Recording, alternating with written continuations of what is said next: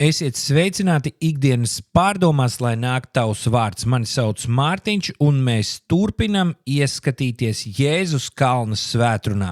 Šodien Mateja evaņģēlijas 6. nodaļa, 2. pants. Kad tu dod mīlestības dāvanas, tad neliec to izbazūnēt savā priekšā, kā liekuļi to dara sinagogās un ielās, lai ļaudis tos godinātu. Patiesi es jums saku, tiem jau ir sava alga. Laikā, kad Jēzus saka šos vārdus, cilvēku dzīvēs bija svarīgas 3 garīgās disciplīnas. Tā bija lūgšana, tā bija gavēšana un tā bija došana. Un tieši par šīm 3 lietām Jēzus runā Mateja evaņģēlija 6. nodaļā, kuru mēs tagad apskatām. Un redziet, problēma nebija tajā, ka cilvēki deva dāvanas vai nedeva. Problēma bija tajā, kāpēc viņi deva, ar kādu sirdi un kāda bija viņu motivācija. Un Jēzus šeit saka, ka tu dod savu dāvanu, tas ir labi, bet nepalīdzi cilvēkiem tā, lai citi to redzētu un lai tu iegūtu kaut kādu cieņu vai statusu sabiedrībā. Un šeit mums atkal svarīgi ir saprast, kādus vārdus lieto Jēzus.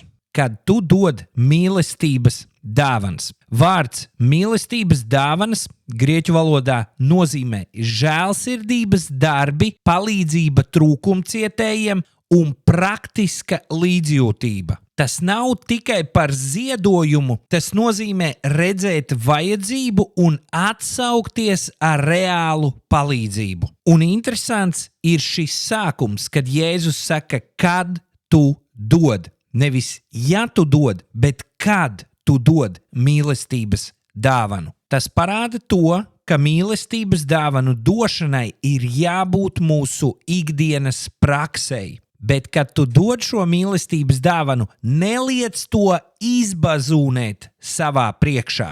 Kad mēs dodam šo mīlestības dāvanu, mums tas nav jāizziņo publiski. Mīlestības dāvans nav instruments, kā mēs varam aizsniegt skatījumus. Jēzus saka, nedariet to, jo to dara liekuļi.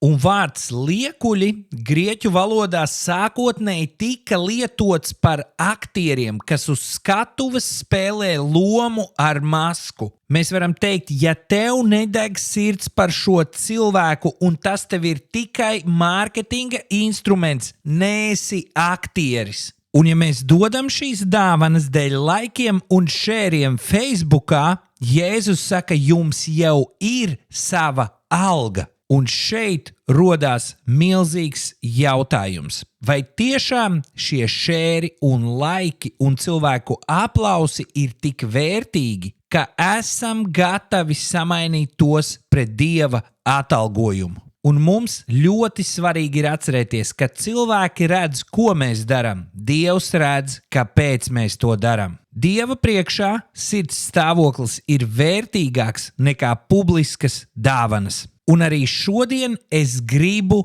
tevi izaicināt. Šodien izdari vienu mīlestības darbu, par kuru neviens neuzzinās. Iespējams, tā ir finansiāla palīdzība kādam cilvēkam. Iespējams, tu zini kādu ģimeni, kurai neiet viegli finansiāli. Un tieši šodien ir tava iespēja aizbraukt, nopirkt pārtiku un aizvest viņiem. Ja tu vēl dzīvo ar saviem vecākiem, iespējams, tu vari sakārtot māju vai nomazgāt traukus, nevienam par to skaļi nepaziņojot. Vienkārši dod kādam šo mīlestības dāvanu vai mīlestības darbu, nebazūnējot to nevienam citam. Un, kad tu to izdari, atceries, tavs tēvs to redz un ar to tev pietiek. Es ticu, ka mums tas izdosies, un lai mums visiem jaudīga šī Dieva žēlastības jaunā diena.